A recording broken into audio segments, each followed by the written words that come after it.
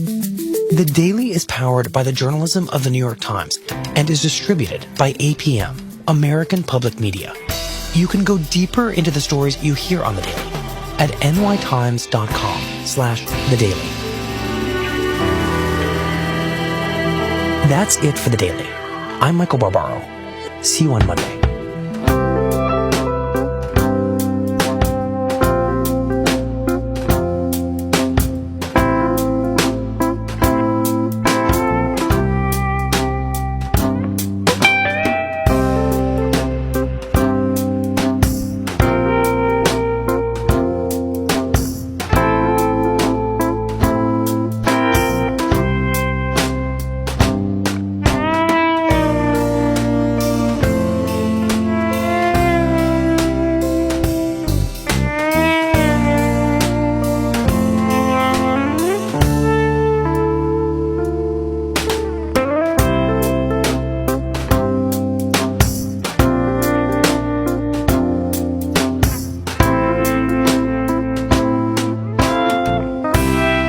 On the next Radio Lab, one of the most complex engineering, linguistic, and conceptual puzzles of its time. a huge cultural barrier. The Chinese language could not fit inside a computer. We look at the invention A sacred invention. that turned China into a technological superpower. There is nothing even close to this in the Western world. Join us for the next Radio Lab. Listen tomorrow at 3. Hello, I'm Mark Edwards. Join me Saturday at 8 p.m. on 88.3 WLIW FM and WLIW.org/radio for Sock Hop Saturday Night, a musical time machine taking us back to the 50s and the early 60s for the music that we also fondly remember. Right here at 88.3 WLIW FM and WLIW.org/radio, Long Island's only NPR station. I'm Kai Risdall. You're listening to 88.3 WLIW FM and WLIW.org/radio, Long Island's only NPR station. Marketplace is supported by TD Ameritrade. You can check out TD Ameritrade Mobile and Thinkorswim Mobile to find the app that matches your investing style. It's Jobs Day Friday, early of a pandemic December, so how we doing, huh? From American Public Media, this is Marketplace. Marketplace is supported by GEP, helping transform supply chains with strategies, services, and software, including GEP Smart and GEP Next, AI-based digital procurement and supply chain platforms. And by C3.ai. C3.ai software enables organizations to use artificial intelligence at enterprise scale, solving previously unsolvable business problems. Learn more at C3.ai. And by Charles Schwab. Schwab understands that wealth management is personal.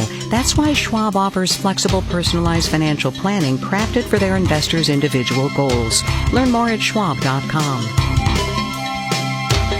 In Los Angeles, I'm Kai Risdall. It is Friday today, the 4th day of December. Good as always to have you along, everybody. So I made a bet with Mitchell Hartman in our news meeting this morning that he was not going to be able to sneak a little calculus into the story he was going to get assigned, which is, of course, as Mitchell does, today's jobs report. As a refresher, as you probably heard or read already, the economy added 245,000 jobs last month. The unemployment rate fell a tad to 6.7%. Mostly, it should be pointed out, because something like 400,000 people left the labor force. Now, 250,000 jobs, give or take, added to this economy would be pretty decent in a regular, not a pandemic recession month. But right now, it's actually kind of alarming because of how quickly labor market gains are decelerating, which makes this the part where I tell you that Mitchell won the bet. Here you go. Having a month with strong job gains can still be alarming. The problem is improvement in the job market is slowing way down. We were adding jobs twice as fast just a month earlier in October. Economist Joseph Brusuelas at RSM Consulting explains this with, and I warn you, some complex math that I almost flunked in college. What we call a first derivative, second derivative problem. first derivative looks strong. The 245,000 jobs we added in November. But the second derivative, that's the rate of change of the rate of change, is actually in decline. If that continues, you'll end up with an outright loss of jobs on a monthly basis. So he's saying if employment growth keeps decelerating, we could be losing jobs by next month.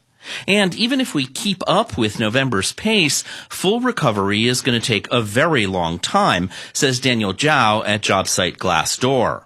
Because we're 9.8 million jobs short of pre-crisis levels, at this month's pace, it would take us until 2024 to return to those pre-crisis levels that we had had. And digging out of this unemployment hole is about to get harder, says Lisa Rowan at Forbes Advisor. She points to rising COVID cases and government shutdown orders, mounting business failures, and government relief about to expire. A majority of people are feeling less comfortable than they did 6 months ago to make regular household purchases, and a vast majority of people are holding off on those major purchases like a home or a car. The latest Forbes Advisor Ipsos poll finds half of American workers are now afraid they or someone they know will lose their job in the next 6 months. I'm Mitchell Hartman for Marketplace. This being a Friday, it is time for a look back at what the heck happened, jobs and otherwise. Neela Richardson is here. She's at ADP. David Gura is back as well. Hey, you two. Hey, Kai. Hi, Kai. So, Neela, let me go to you as the trained economist on the panel. I don't know, David, if you ever took calculus. I never did, and I surely would have failed. DX, yeah, I don't even know. But Neela, to the point that Mitchell was making, and Joe Brasuelis as well, this idea that labor market gains are slowing, that seems to me to be perilous. It is, and I was a math major, so I there you go. Yes, okay, good. Well, our job gains peaked at 4.7 million jobs in June. And since then, we've seen this consistent deceleration every month to where we are now of about 245,000 jobs added. And why that's bad is that $10 million hole in the ground that we still have to fill. So it's not really job gains, it's job recovery. Yeah. We're not gaining jobs. We're recovering jobs. That's an important distinction. And Kai, I'm going to say one last thing that also shouldn't pay attention to wages or the unemployment rate because the wage composition has changed. Low-income workers have been impacted more. That makes wages look higher than they actually should be. And unemployment rate is getting lower and improving because people are leaving the job market because of all these health concerns and remote school. So a very complex picture with the labor market right now. Super complex. And I'm so glad you mentioned wages in that bit about low-income workers being forced out and thus pushing the wage appearances anyway higher. But David, let me get to Neela's point. She said $10 million hole in the ground. She meant 10 million job hole in the ground. Gets me to my premise at the open, right? How we doing? We're still not doing so good. No, we're not doing well at all, and there's a lot to worry about. I mean, there are positive seeming conversations happening on Capitol Hill. It seems like Democrats and Republicans are talking, and once again, we're pushed up against this fiscal cliff, so maybe that's going to accelerate things. But to get to what Neela was just saying a moment ago, this is something that's being borne disproportionately by women, by minorities. We've seen so many women have to leave this labor force as a result of what's going on, and more so than men leaving to have to take care of children who are not able to go to school. And then there's this overarching story as well. When this began, there were so many Americans who thought, look, this is going to be a temporary thing. Maybe I'm hearing that from my employer. I'm going to be able to get my job back in a couple of months. Here we are 9-10 months into this, and it's starting to become clear that's not the case for a lot of people. And I go back to what Jay Powell, the Fed chair, says over and over again. We are seeing a kind of fundamental reconfiguration of the economy and the labor market in particular. And there are many jobs in this economy that are not going to come back. And we're seeing glimpses of that in the data that we got this morning as well. Right. So, Neela, talk to me for a second about the impact of this fiscal cliff that David mentioned, that we've talked about on this program for a long time now, right? We are almost literally, not we, Congress is almost literally running out of time to get anything done. Right. A lot of the media talk was whether this month's jobs report would actually move the needle on the stimulus package, a stimulus package that could help the economy weather the or winter months where we're seeing a surging COVID cases. perhaps not 1 month of data is going to move Congress, but what will move Congress is running out of money and not being able to fund federal agencies. And that is the situation we are going to be in next week. So you might see a conflation of stimulus and the spending package put together, trying to eke out a deal that does both, a little, funds the government and also pacifies those who want more stimulus. The question is this an appetizer or an entree? Are we going to expect more stimulus in 2021, or is this one and done, and consumers and businesses are on their own to weather 2021? Right. Well, David Gura, take it from there, right? Because no matter what happens this time, given the proclivities of Republicans in the Senate, it will not be as big as virtually every mainstream economist says it's going to be. So do you suppose that come January 20th, there's going to be another bite at the apple? Well, that's what House Speaker Nancy Pelosi is banking on. And, this is a bill, at least is what we know of it now, that's about a third the size of what Nancy Pelosi said that she wanted. It's like a $900 billion bill. So that is a far cry from what she had said earlier, what economists have been saying, and the unemployment benefits would be smaller than Democrats said they wanted. And so you look at that and you wonder, what's the deal here? Is it a question of realism? Let's get this done now. Let's have the entree, as Neela described it, come January, when things presumably will change. The tenor may change in Washington. And from that is a bit of optimism, I suppose. But, you and I have been here over many years as we've faced fiscal cliffs, and it's dispiriting that once again we're talking about another short-term spending gap. But this is how policy is done in Washington, not just in the year 2020, but over the last decade plus. It seems like that's the way that budgeting is done, and it does seem like this is what Democrats have decided, that there's a way of kind of putting these two things together, yoking these things together, as Neela said. And I think that what House Speaker Nancy Pelosi is banking on is that maybe they'll pick up these 2 seats in Georgia, and that's going to change the calculus. Let's get back to Mitchell once again, come January 20th. Right. Calculus all over the show. Neela, super quick, what are you going to be looking for to let you know that we've bottomed out in this recession? Consumers hold the key to the economy. Wow. We've seen markets thrive because of Fed stimulus, fiscal stimulus earlier in the year. But at some point, the rubber has to meet the road in the real economy, and consumers hold the keys. Concerned consumers don't spend. They don't re-engage in the economy. And so consumer confidence will tell us if consumers are both willing to spend and able to spend. And that's what's going to drive the economy forward. Consumer spending is 70% of the economy. It is amazing how much of this counts on the consumers. It's just amazing. Neela Richardson at ADP, David Gura as well. Thanks, you two. I appreciate you. Thanks, Kai. Appreciate it. Thank you. Have a nice weekend. Wall Street on this Jobs Day Friday. So look, stocks are going to do what stocks are going to do, right? Details, numbers when we get there.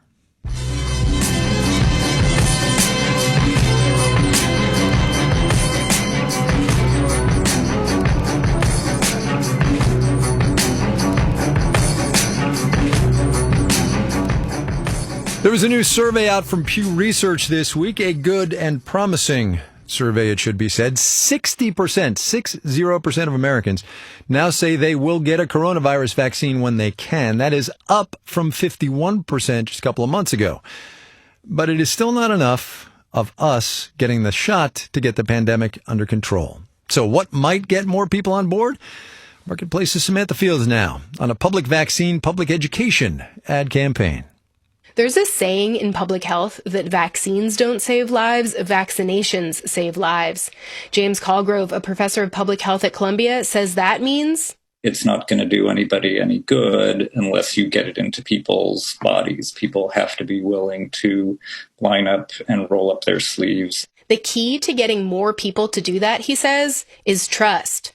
Right now, the nonprofit group the Ad Council and a group of experts called the COVID Collaborative are trying to raise $50 million for a public education campaign. Stephen Jumper of the digital creative agency Ghost Note says people who are hesitant will need to see data and hear from people they trust. It's going to be important that trusted faces, advisors, and leaders in communities, both locally and nationally, are seen on camera endorsing this vaccine. President-elect Biden and former presidents Obama, Bush, and Clinton have all already said they'll do that. Experts say an effective campaign will also have to involve clergy, primary care doctors, and local community leaders, people who know and look like the people they're talking to. That will be particularly important in the Black community, says Thomas Leviste, the Dean of Public Health at Tulane. Given some thought to getting together a group of African-American scientists who can speak to the community and say, as scientists, we have reviewed this and we are willing to take this vaccine. For some people, he says, it might also take time and seeing the vaccine start to work in communities like their own. I'm Samantha Fields for Marketplace.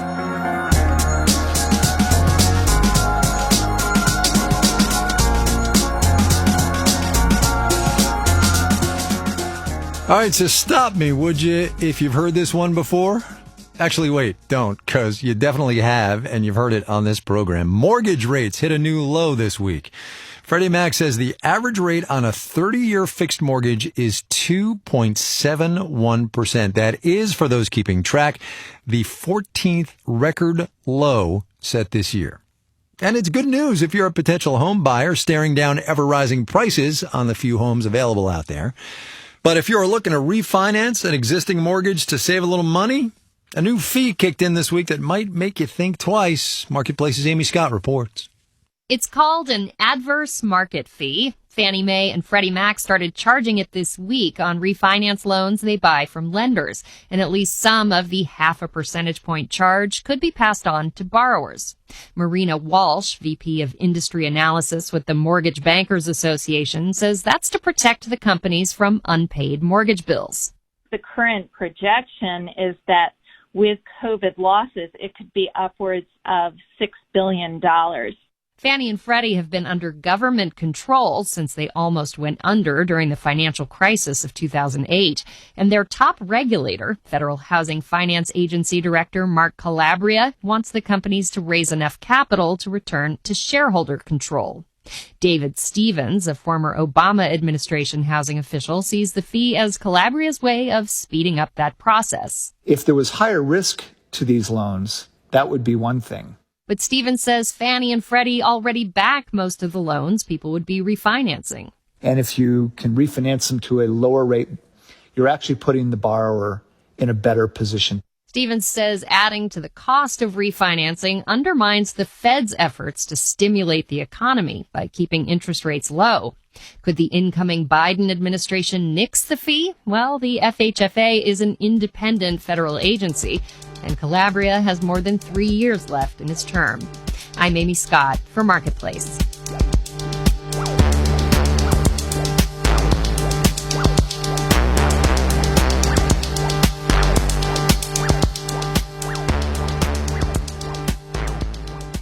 Coming up.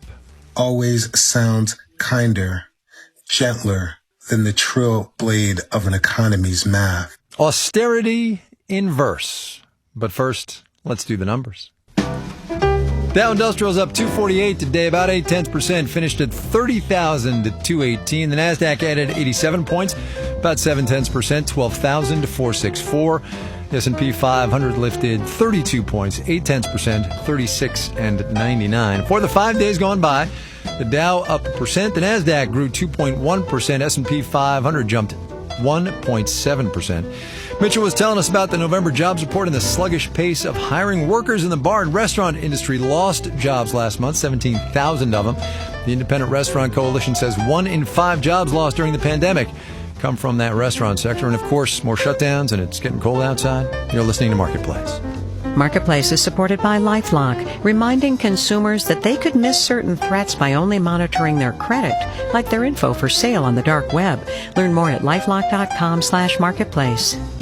And by Elijah Craig Bourbon, distilled, aged, and bottled in Kentucky for warm spice and subtle smoke flavors. Elijah Craig Kentucky Straight Bourbon Whiskey, Bardstown, Kentucky, 47% alcohol by volume. Please drink responsibly. And by Parametric. With taxes a growing consideration, Parametric can help financial advisors create passive portfolios customized for tax efficiency and other unique client goals. Parametric, custom to the core. More at customtothecore.com. When I saw my Uncle Dominic, he pointed to his gun and said, If you bring shame to me or my family, I will shoot you and I will shoot Anthony. Join us for more true stories told live. Next time, a marriage opposed, a cop's unexpected duties, and trying to be friends with James Brown. That's the Moth Radio Hour from PRX. Listen tomorrow at 2 on 88.3 WLIW FM. I'm Ed German. Join me on Friday nights for Friday Night Soul here on 88.3 FM WLIW and WLIW.org/radio for the best in soul, Latin soul, disco, and old school hip hop. That's Friday at 8 p.m. at 88.3 WLIW FM and WLIW.org/radio, Long Island's only NPR station. This is Marketplace. I'm Kai Rizdal. One area that does seem to have some bipartisan support in whatever it might be that Congress winds up doing is more money for the Paycheck Protection Program, those forgivable loans that were part of the CARES Act. So we've gotten Lori Stewart back on the phone. She is the president and CEO of Sound Community Bank up in Seattle. We wanted to see how PPP companies that her bank made loans to are doing and how that whole forgiveness thing is working out. Lori, it is good to talk to you again. Oh, it's a pleasure to talk to you. What a treat to follow up on PPP and talk about banking. Well, let's do that, shall we? As there are, machinations in Washington about maybe more relief and maybe more PPP, I want to talk about your experience with your clients who got PPP loans. Generally speaking, how are they doing now, 9 months into this thing? Well, generally speaking, they're definitely doing better than they would be doing without the funding. I think what's concerning, of course, to all of them is that in our market, we're not at stay-at-home, but we're very close. If you can imagine Northwest Washington and restaurants can only have outside dining in December, you know how well that's going. I think that gets to your earlier point that we're talking about what's the next phase. Yeah, and honestly, nobody knows. Can I ask you about loan forgiveness? That was a key part of the PPP. There was some paperwork involved and some changing deadlines. What's your sense as a person running a community bank about how well that forgiveness part of this thing is going? Because that was key for a lot of the small businesses that took these loans. Here's the good news. I think it's going better than we thought it would. Okay. And while it started slow and there's still guidance that needs to be clarified, we're clicking along. We've forgiven about half of the loans that we've made. They are the smaller ones, Kai, that are getting forgiven faster. Yeah, my favorite little factoid about talking to you is that the smallest loan you gave was $900. And I just have this vision of this person running, the bike shop or the cheese shop or whatever it was that got $900, spending all this time filling out the paperwork trying to get forgiveness for a $900 loan. Right. Well, and that's, one of the things that SBA say, and we say as bankers is, consult with your financial professionals, but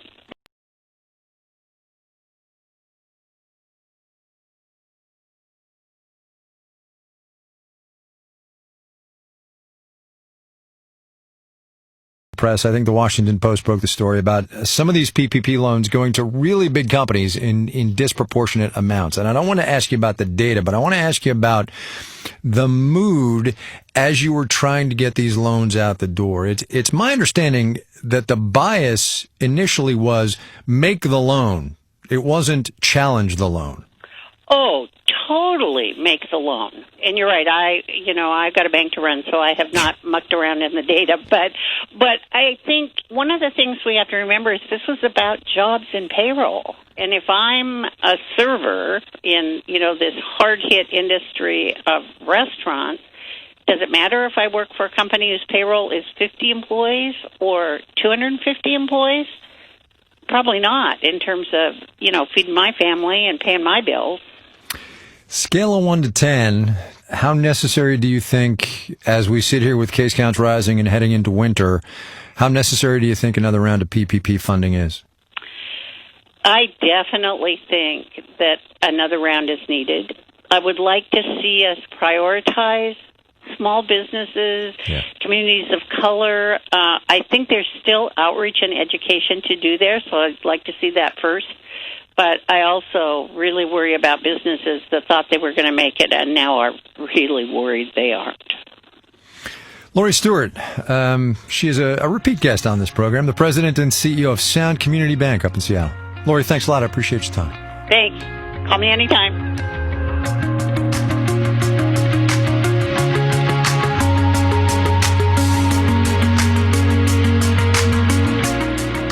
We're going to end the program today pretty much right where we started it, jobs. As Mitchell was telling us, we are adding fewer of them every month, even as Congress can't decide whether to pass more relief or not. One of the reasons that Republicans are saying no is that they have started to worry again as a Democratic administration takes over that the government should be spending less money, a topic we have talked about a lot lately. Austerity, government belt-tightening, and the risks of doing that during economic times like these. So on the theory that art sometimes offers more lessons than science, a poem now about austerity inside one company and what it meant for one person. My name is Fred Joyner, and I am a poet and an information technology professional in Chapel Hill, North Carolina. And the poem I'm going to read is Austerity. If it were only that simple, but the cut always leaves someone on the block unwanted, unworked. What language fills the bottomless gut, the flesh that sells, cut away from the bone of debt? The language of cutting, a subtle lexicon, always sounds kinder, gentler than the trill blade of an economy's math. Soft sayings like human scale, like right sizing, like achieving efficiencies. Hide the blade, hide the murder that pen and protocol make. Masked. So I started working on this poem in 2013 when I was laid off. I was pulled into a meeting. I was working for a nonprofit in DC, a large nonprofit. And it was all this kind of soft language like achieving efficiencies and right-sizing the organization for our mission and all of this kind of thing. That's how it landed for me, and that's kind of how it hit me as a word in our lexicon. I think that I've been trying to write poems my entire life. Around college, I think, is when I started to really understand the power of words. But getting laid off definitely played a role in my choice to pursue more fully my passion as a poet and in the arts. At the time, my girlfriend and now my wife, you know, she encouraged me. She said, look, just do it. Like, go to graduate school and get your MFA. It's something you've always wanted to do. Just do it. We'll figure out the rest. It took me getting laid off for me to just really say, you know what? I'm going to do it. So I'm the poet laureate of this town that I live in called Carrboro, North Carolina. And I still write poems and publish and still do readings. And so it's really an honor to serve in that capacity. Fred Joyner, getting by in Carrboro, North Carolina.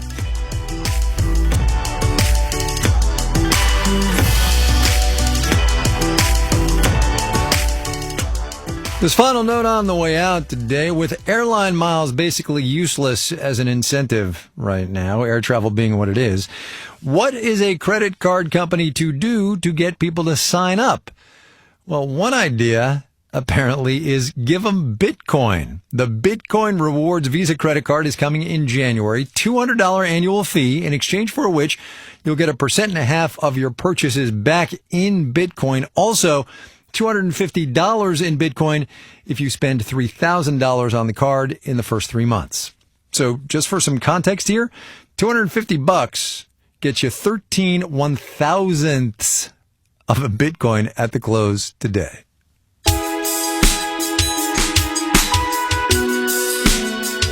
Marketplace is supported by TIAA, who knows clients' passion will never run out, nor will TIAA's commitment not only to get clients to retirement, but through it. More at TIAA.org/neverrunout. And by X-Chair, maker of the X2 home office chair with dynamic variable lumbar support, donating to Gladstone Research Institute to fight COVID-19 at xchair.com. And by WeWork, committed to working in new ways, focusing on health and safety, flexible terms with purposefully designed spaces. More at WeWork.com/tomorrow. All right, we're going, but here is your week-ending moment of economic context. It comes to us from Bill Spriggs. He's a professor of economics at Howard University. Had him on the show a couple of months ago. And he pointed out this morning, and I should say, this is in compliance with the policy of this program, that if we stop talking about this, we're going to stop talking about this. Professor Spriggs pointed out this morning that the unemployment rate for black men in this economy was 10.3% last month. Remember, nationally, it is 6.7%. The national unemployment rate for high school dropouts, by the way, 9% even. BJ Liederman does the music. Nancy Fergali is the executive producer of the program. Nancy Cassett is the managing director of news. I'm Kai Risdall. We'll see you Monday. Have a great weekend, everybody, all right? This is AP. 88.3 WLIW